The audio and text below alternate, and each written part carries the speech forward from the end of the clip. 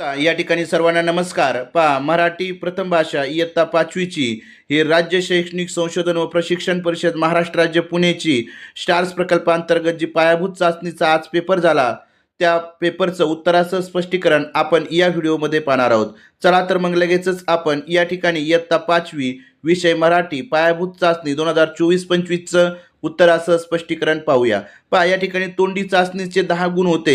या ठिकाणी विद्यार्थ्यांना तोंडी प्रश्न आपल्याला विचारायचे होते आणि त्यांच्या उत्तराचा स्वीकार करून आपल्याला 10 गुण या ठिकाणी द्यायचे होते. त्यानंतर आपण महत्त्वाच्या म्हणजे लेखी चाचणीचा या ठिकाणी उत्तरं पाहणार आहोत. पहा, प्रश्न तिसरा आहे, खालील उतारा वाच व त्यावर आधारित विचारलेल्या प्रश्नांची उत्तरे लिही. गुण आहेत 5.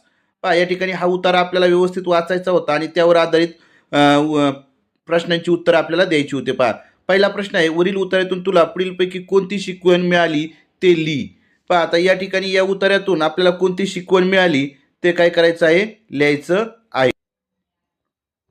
पहा, आता या ठिकाणी पहिला पर्याय आहे, दुसरा घाबरला तर आपणही घाबरून जावे, मुक्या प्राण्यांना संकटात मदत करावी, जखमी प्राणी पाहून पळून जावे.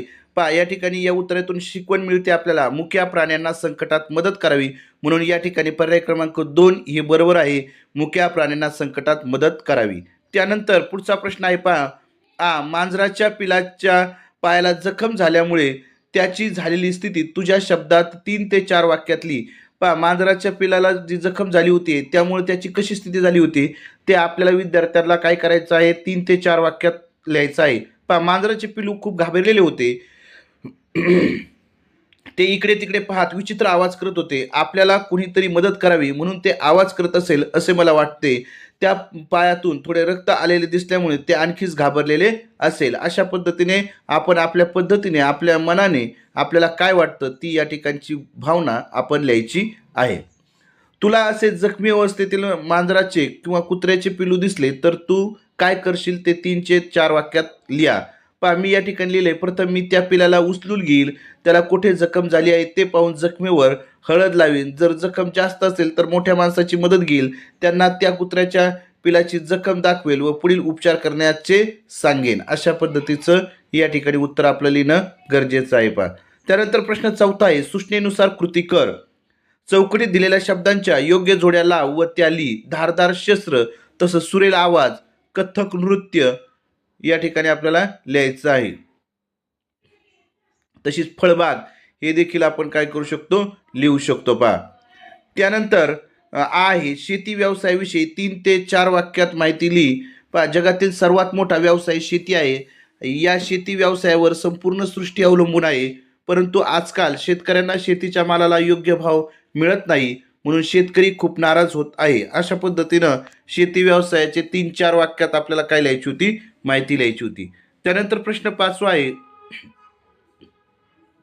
सूचनेनुसार कृती कर. यामध्ये खालील शब्दाचे वचन बदलून लिही.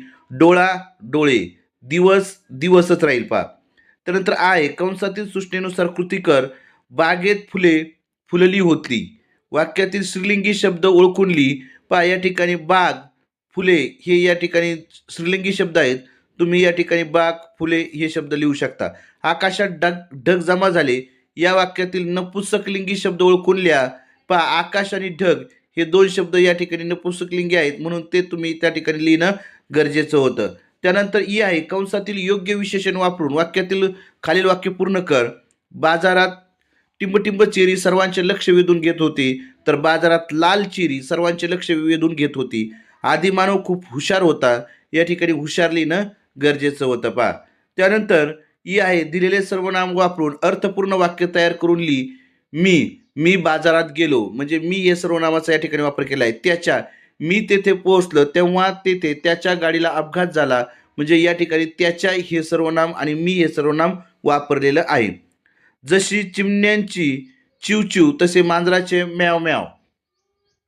त्यानंतर कंसातील योग्य शब्द वापरून वाक्य पूर्ण कर. आकाशात पावसाचे ढग जमू लागले. आता डोळे मिटवून स्वस्थ बस. सचिन तेंडुलकर यांना भारतरत्न पुरस्काराने सन्मानित करण्यात आले. पाण्यात राहून माशाशी वैर करू नये. अशा पद्धतीने हे वाक्य आपल्याला पूर्ण करणं गरजेचं होतं. त्यानंतर प्रश्न 7वा आहे, दिलेल्या सूचनेनुसार कृती कर. तुला एके ठिकाणी निवासी आनंद मेळ्याला जायचे आहे. त्यासाठी तुला सोबत न्याव्या लागणाऱ्या वस्तूंची यादी तयार कर. पहा या ठिकाणी केलंय कपडे लागतील, साबण, तेल, कंगवा, आरसा, खाद्यपदार्थ, फळे, बादली, पैसे, बॅटरी अशा पद्धतीचे जे साहित्य आहे ते आपल्याला निवासी आनंद मेळाव्यासाठी जायला लागणार आहे ते लिहिणं या ठिकाणी गरजेचं होतं बा. त्यानंतर आहे दिलेल्या चौकटीत शब्द वापरून 2 अर्थपूर्ण वाक्य तयार करून लिही. दुकान, खाऊ, किराणा, मुलगा. पहा आता किराणा दुकानात मुलगा खाऊ आणण्यासाठी गेला, मुलाने दुकानातून खाऊ आणला, अशा पद्धतीचे हे 2 वाक्य आपण काय करू शकतो, अर्थपूर्ण तयार करू शकतो. त्यानंतर प्रश्न 8वा आहे, खाली दिलेली कविता वाच व त्यावर आधारित विचारलेल्या प्रश्नांची उत्तरे लिही. या ठिकाणी ही कविता वाचायची होती आणि या कविता वाचल्यानंतर त्याच्यावर आधारित प्रश्नांची उत्तर आपल्याला लिहायची होते. पहा पुढील शब्द वापरून अर्थपूर्ण वाक्य करून लिही. लुकलुक, मांजरीचे डोळे लुकलुक करत होते. लुकलुक हा शब्द या ठिकाणी वाक्यामध्ये येणं गरजेचं होतं, म्हणून मांजरीचे डोळे लुकलुक करत होते अशा पद्धतीचं अर्थपूर्ण वाक्य आपल्याला तयार करणं गरजेचं होतं. गोंडेदार, खारुताईचे शेपूट गोंडेदार आहे, म्हणजे गोंडेदार हा शब्द त्या ठिकाणी येणं गरजेचं आहे. तुम्ही दुसरं देखील वाक्य तयार करू शकता. त्यानंतर झाड या शब्दासाठी कवितेत कोणता समानार्थी शब्द आला आहे ते लिही. तर झाड या शब्दासाठी कवितेत तरू हा समानार्थी शब्द आलेला आहे. त्यानंतर कवितेत आलेला कोणताही एक क्रियावाचक शब्द लिही. स्वार हा क्रियावाचक शब्द त्या ठिकाणी मी लिहिलेला आहे. त्यानंतर दिलेल्या कवितेत समर्पक शीर्षक दे. या ठिकाणी शीर्षक दिलंय पहा खारुताई. त्यानंतर सूचनेप्रमाणे कृती कर. खालील वाक्यात योग्य विरामचिन्हाचा वापर करून वाक्य पुन्हा लिही. केवढी उंच ही इमारत, केवढी उंच ही इमारत काय करायचं होतं, उद्गार चिन्ह या ठिकाणी द्यायचं होतं. त्यानंतर दिलेल्या विरामचिन्हाचा वापर करून अर्थपूर्ण वाक्य लिही.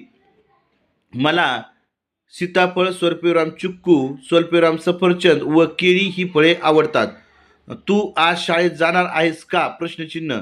म्हणजे अशा पद्धतीचे हे वाक्य आपल्याला लिहिणं अपेक्षित होतं पहा.